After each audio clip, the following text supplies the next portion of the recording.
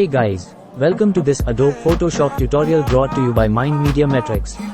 Today we are going to show you a quick way to change image color on Photoshop. Don't forget to like and subscribe.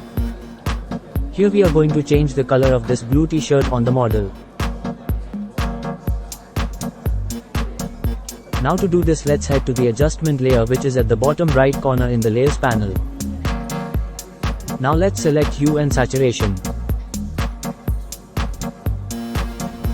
Now to make the change, select the hand icon to get a color picker.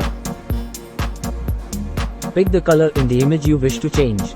Here we want to change the blue t-shirt color, so we will select the blue color. The blue color is now selected. You can slide to your left or right, depending on the color you wish to change the t-shirt in. Here you can also see the jeans changing color, as it's in the blue shade.